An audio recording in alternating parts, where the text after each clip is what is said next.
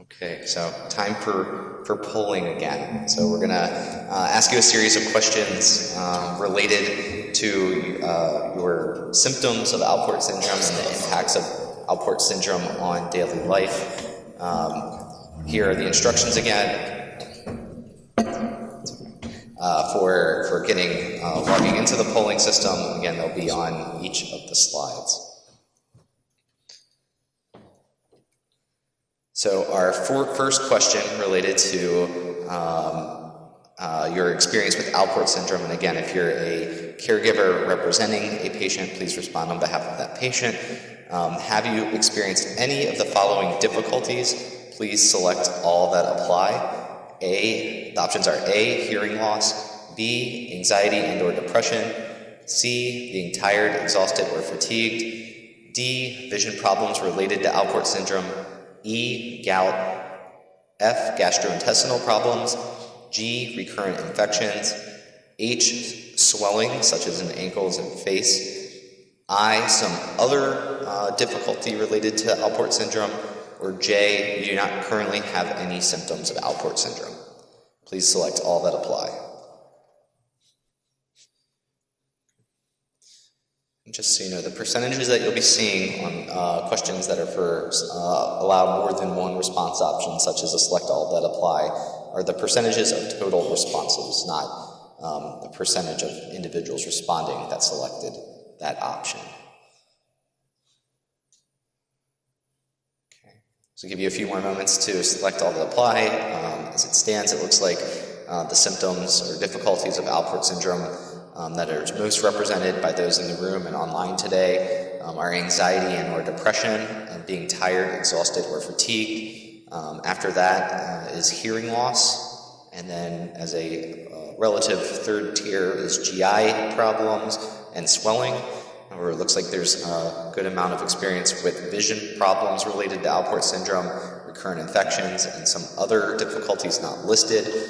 Certainly if you selected other, I'd be very interested to hear from you today on what those other difficulties are that are not listed on the slide. Some experience with gout, and also some individuals who do not have any symptoms currently. So our second question on this topic is, how much does your Alport syndrome interfere with daily life in general? A, would you say not at all or minimally? B, moderately? Or C, your Alport syndrome interferes with your daily life a significant amount in general? So please select that which applies to you or the patient that you are representing.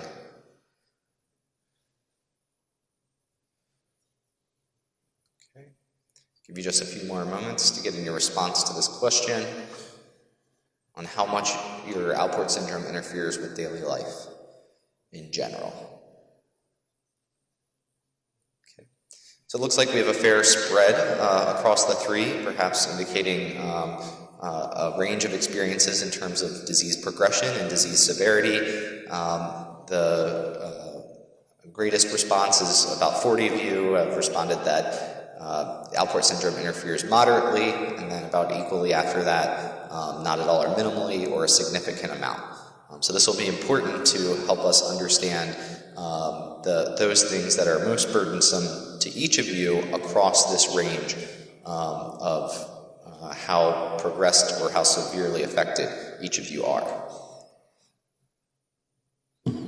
So our third question is, which three, so select up to 3 of the following symptoms most negatively impacts your daily life or the daily life of the patient you care for? Your options, again, this is similar to the options for question 1.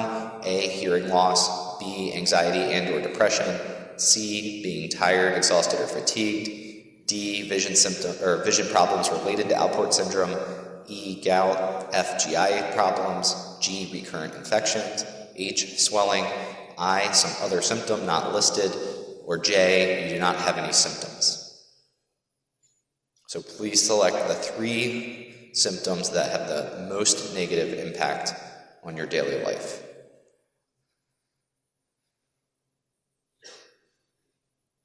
Okay.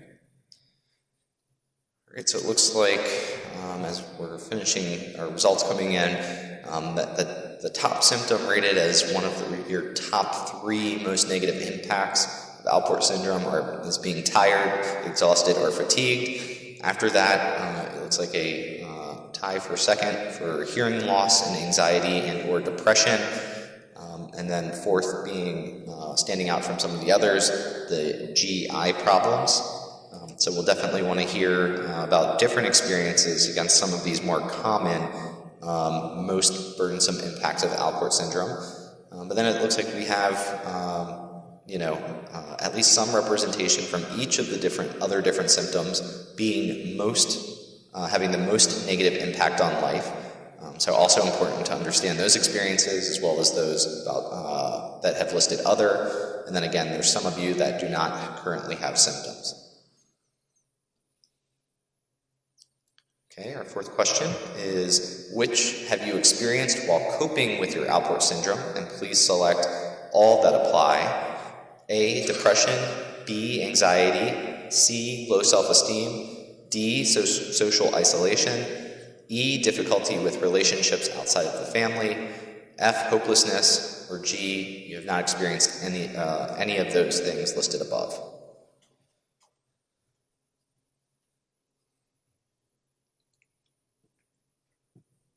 Please select all that apply. Give you just a few more moments to select your responses. Currently, it looks like the thing that has been most experienced by all of you in the room and online is anxiety. After that, there's a pretty close experience with depression, social isolation, and hopelessness, as well as then low self-esteem and difficulty with relationships outside of the family. However, there are some of you that have experienced none of these. And our final polling question for this section is, which of the following statements is true for you as related to living with Alport syndrome, or the person that you're responding on behalf of related to their living with Alport syndrome? Please select all that apply.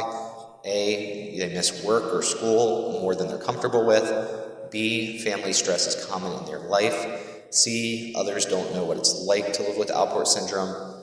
D, they cannot participate in sports or other physical activities that they enjoy.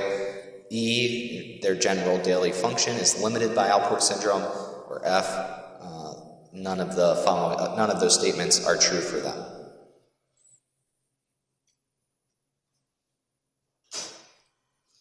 Okay, as the final responses are coming in, looks like the thing that was most true for all of our participants is that others don't know what it's like to live with Alport syndrome. I think we heard that theme also across our panel.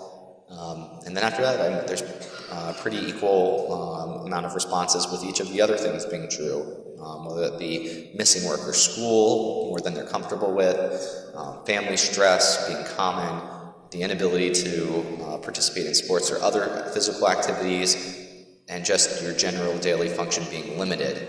And then again, there's some that have not experienced any of these things.